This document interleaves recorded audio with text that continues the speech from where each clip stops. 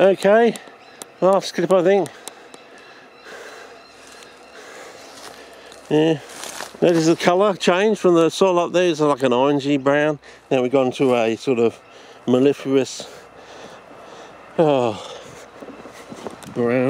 So I think, oh, sorry about that. Wow, look at the size of that remix. Now, have a nice Bonata that size. I wouldn't say no to that.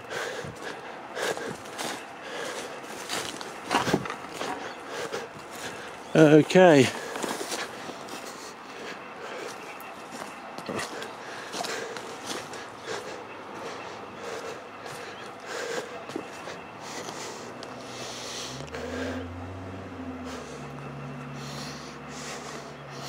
Okay, let's cross over here.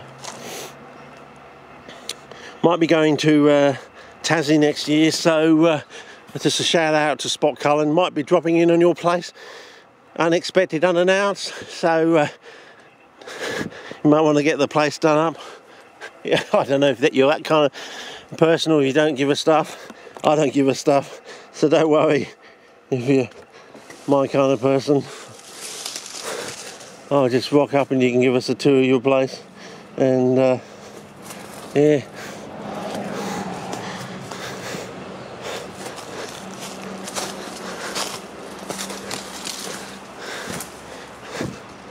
Okay, so that should be interesting, because they say the west coast of Tasmania is, you know, it should be pretty hairy and pretty interesting CP wise, because you get the impression from all the stuff here and going into Victoria that there should be something on the west coast of Tasmania. There should be some sort of speciation effect going on over there, so you never know what you might find out over there. Well, the way the things that the Whittigreis are getting smaller in Victoria, maybe you end up with a pygmy Whittigrei. Maybe co-version evolution, where you've got a tuberous Drosera that looks like a pygmy. You know, like a miniature Whittigrei, you know, the size of a pygmy sundew or something. You never know. And that's the only size. It doesn't grow any bigger than that. It looks like a pygmy, but it's really a Whittigrei sort of thing. So that would be interesting. Never know.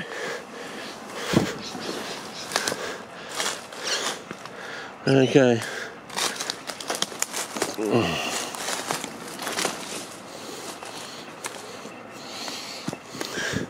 Oh, there you go. Oh.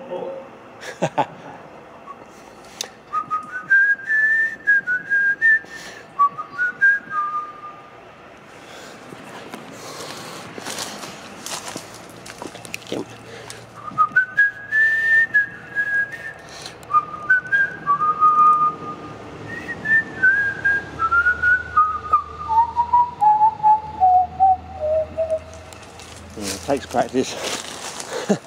The echoes are coming out totally different. Oh well.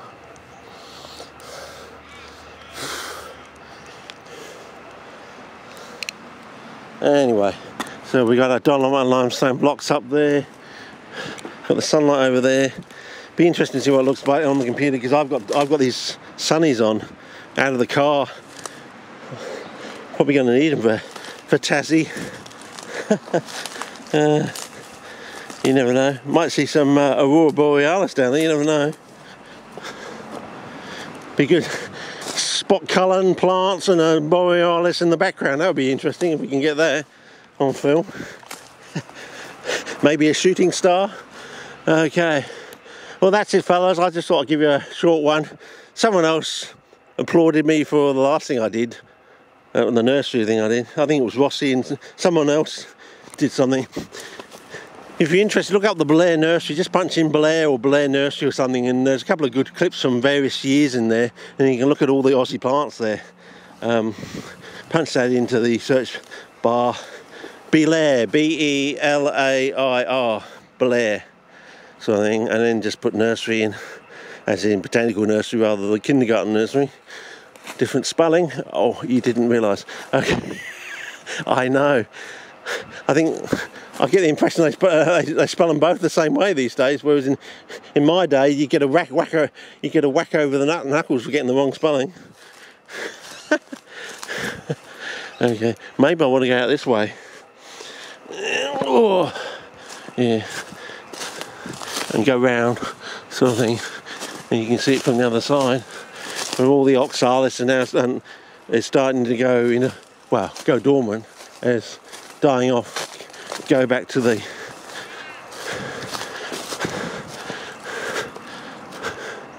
okay. Well, we can come through there, or we can. It'll be easy just to go up here, fellas. Push our way through the bush, or we could push through there, or it'd be probably better just to come up through here.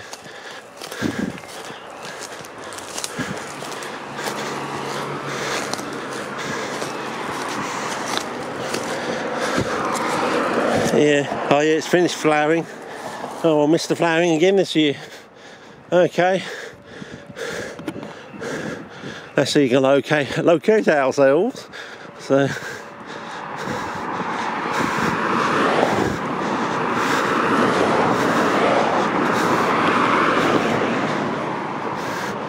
And tell me if you like the longer clips or not. So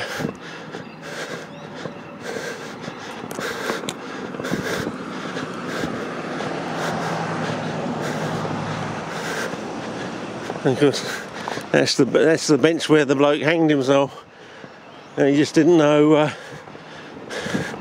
He didn't know at times he was from like 4 suburbs down, I think that's what the police officer said, the female police officer. He was like from 4 suburbs away or something, and he didn't know our school times. He was out by 10 minutes. Yeah, had he got the time right here, probably could have saved him. But he had a tat on one of his legs or something, and you don't want to try to save someone, not save them, end up with hepatitis for the rest of your life and lose like 20 years of your life to hepatitis sort of thing. So, had he been, still wriggling and jiggling or something, because he got the right time, it would have made the effort. But, it was that split hair at the time. I had to send someone else off to ring the ambulance and everything. They tried to revive him, but, he was too far gone. He had like... It was very beautiful in a way, because he had this stuff hanging out of his nose, like clearest, bit bubbles in it, but clear as anything, with the sunlight going through it. It was, a photographer's, yeah, it was very beautiful, but, at the same time, so, yeah. Now, I think that's what haunts people, the beauty in tragedy. They can't handle the fact that tragic situation can be so beautiful. They just can't handle it. But then again, we're dealing down under with the country that has the most CPs, plants that actually kill and eat insects, and yet they look so beautiful with the sunlight going through me. Maybe that's why I can handle it, sort of thing, but other people can't, because it's, as I say, it's the people on planes who notice where the exits are first are the ones that usually survive when there's an accident. People haven't thought about it, haven't looked, they end up dying on the plane or not finding their way out, sort of thing. So it's a bit like that, I've been pre-primed with the CPs. Probably doesn't affect me. Maybe that's why I'm the person, I'm going to have to be getting them up every bloody day and shooting these people in the ballsack, asking that one question of Solomon, because you only need one question if you've got the wisdom of Solomon. Have you ever done a good deed for someone else in your life before? And depending on how they answer, it's whether I'm going to shoot them in the ballsack or not, and whether I've got to get up the next day and do it all again. Because I think that's what's happening. We're going to have a worldwide reckoning. We're going to find out why all these poor countries have been poor and have stayed poor for centuries. Yeah, I think we're going to have a reckoning, Why are these poor countries still poor? Why are these people living in shitholes, Yeah, I think that's going to be the questions I'll be asking. And I think, I don't think you're ready for the answers, but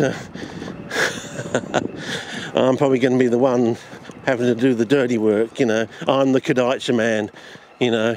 But remember, the Kadaitcha man always allows you to pit yourself against Mother Nature, because not even the Kadaitcha man is above Mother Nature. It's like no one is above the law, not even the Kadaitcha man. The Kadaitcha man will always give you a chance to pit yourself against Mother Nature. Okay, it allows you to bend the rules if you take special precautions, because by taking special precautions, you're actually following the rules. Get it? Most people don't. But remember that. Always choose Mother Nature. If the Kadaitcha man gives you a chance to pit yourself against Mother Nature, Kadaitcha man is an honourable person. If you survive, that's it, that's the end of it. Mother Nature has spoken. So I always take, it's like Alexander the Great. If he gives you the option of going on a quest for 10 years, take it. Okay? You'll be very eager and very happy to find out what you've learned along the way. I can assure you that when you come back, if you come back. That's the chance you take. Anyway, that's about it. Hope you enjoyed the show. More coming next year. I think it might be an exciting year in 2020. Just putting the warning out there, the hint. Maybe the CP revolution starts in 2020. The real CP revolution. Giant rhubarb, massive gunnerer, etc, etc. You never know. Maybe it's simpler than we've all been led to expect. Why is it always 50-50 peat and sand? Why is it always peat? Why is it always quartzite sand? Okay, enough hints. Okay, over and out. See ya.